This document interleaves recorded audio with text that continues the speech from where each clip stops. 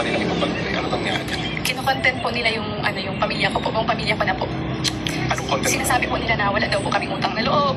Tapos, mga ito po, Mga paninira. ang mga paninirang puri na po. Meron ka Kasi, bang screenshot ng mga post na to? meron po. Meron.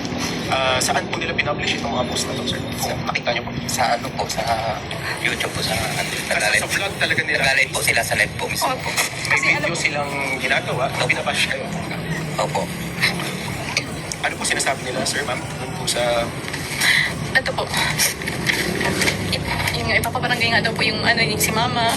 So, meron po kayo dito handwritten lang po, no? Pwede po ba makita po ng video po? Hindi na lang muna. Sige po. Okay po.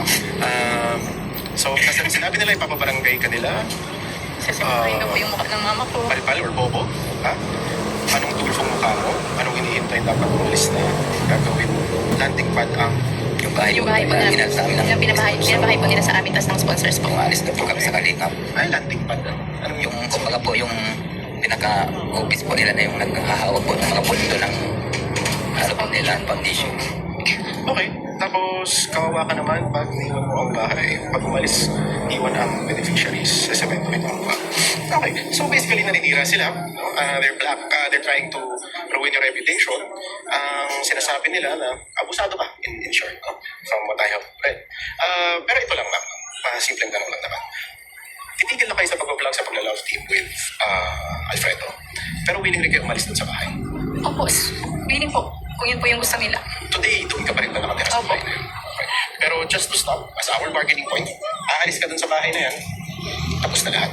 Tapos na. Tanggalin po nila yung mga vlog po nila sa akin. And take down. Yes. Lahat po, picture na inano po nila. Sige. Tapos, hindi na po sir sila magko-content. Hindi na gagamitin yung picture namin sa mga ano nila, itatamnil. Tapos, lahat po na reactor nilang hawak. Huwag na po silang mag-ano sa amin. Sorry ma'am, and sir, sorry for curious lang kasi ako. Anong pangalan ng channel sir? Si Ivan Santos Matubang po. Kalingap po. Siya po ang pinaka-founder ng Kalingap. Okay. Gusto ko lang kasi, no, ako, sorry, galing abogado. Ayokong Hindi po pwede maging one-sided. Oo. Yes. So, kailangan ko makita kung ilang videos pa talaga, heavily featured ka pa talaga dito. So, sa first, Yung po, yung po. sa unang 5 pa lang, 2 beses ka na lumabas. Akala ko makikita ko si VNC dito. VNC, kumanta sa our Tune Tandem. VNC, aalis na ba sa Kalinga? Kay Kalinga po na po yung sinasabi ko pong may 90 na po. Okay, so, simple lang, no? So, ginagamit ka nga talaga for content, no? In the same way na ako, all honesty, full transparency, and this may not be the opinion of the program. In the same way that we feature you sa programang ito, for isang episode lang naman, hindi ko gagawin 97 episodes. Pinifeature ka rin dito.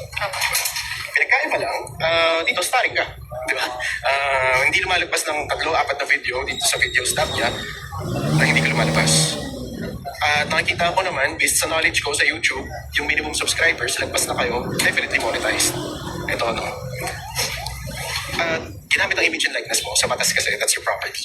It's your intellectual property, your image and likeness, yung itsura mo, yung pagsasalita mo, boses mo, everything. Property mo yun. At kung ginamit yun, you are entitled, of course, to fair compensation o entitled ka sa kabayaran kapalit nito. Maliban kung, of course, may ibang usapan. Ay, may paninira. Ginagawa mo to freely. Di ba? Tulad dito, kinakausap kayo, voluntarily pa kayong gusto pumunta sa programa, ganyan. Dito walang ganun. Sinabi mo sa akin kanina. Wala, no? Walang formal na usapan. Wala po. Hindi mo sinabi na maaari nyo kung gamitan yung image and likeness ko. Only. Walang ganun. Wala po. Okay, sige. So, we can start our negotiations there. Kasi definitely, nag-benefit ka. Hindi ka tatanggi. Opo, yes Diba? po. At I don't think you're in a position. Grateful po ako sa mga sa kanila po. But at the same way, on your point, nag-beneficiary naman sila. So let's see how this goes. So, Sir Val Matubang, magandang hapon po. Si Atty. Gareth Putat ng Rapid Tulfo in Action. Sir Val, opo, may ilang katanungan lang po ako. No? Kino-confirm niyo po na itong si VNC, siya po ay nafe-feature niyo sa inyong vlog. Siya po ay madalas yung nagagamit sa mga video. Tama po. At siya po ay nilalove team niyo doon kay Alfredo. Alfredo. Yeah. Ano po yun, sir? Okay. At sila po ay sila po ay kinoconsider nating love team doon sa vlog na yun. Tama, sir? Okay. At naparating na ba po sa inyo ni VNC na ayaw niya na po ipagtuloy ang itong pag-feature niyo sa kanya dito sa vlog na to? Oo, sabi naman sa amin yun. Ano po yung reaction nung sinabi niya po na ayaw niya na po? Wala problema po.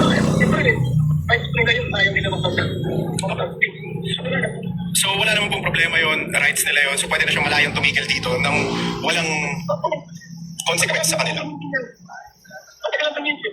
Okay. Dahil matagal na silang tumigil, sir, at sinabi niyo wala namang kayong masamang reaction dun sa gusto nila, saan po nanggaling itong mga sinasabi ninyo about her na siya ay bobo, siya ay sesementohin ang muka? Si mama po yun. Mama. Ay, yung nanay niya po, sesementohin ang muka, ganyan po. Saan po nanggaling to? Ano po may sabi? Nasa video niyo daw po, sir, ito yung mga sinabi niyo, itong mga to, nilista niya. May 8 points siya dito. Di ko na lang babasahin yung sinabi niyo tungkol sa programa dahil sila naman namin tinutulungan. Anong hindi? Yes, sir. Yung video po na doon sa stop niyo po, at pinang po yung review po, talagang sinabi ko lang. Okay, so sinabi niyo tungkol kay VNC at yung sa kanyang nanay, no? Kino-confirm niya sinabi niya yan, sir.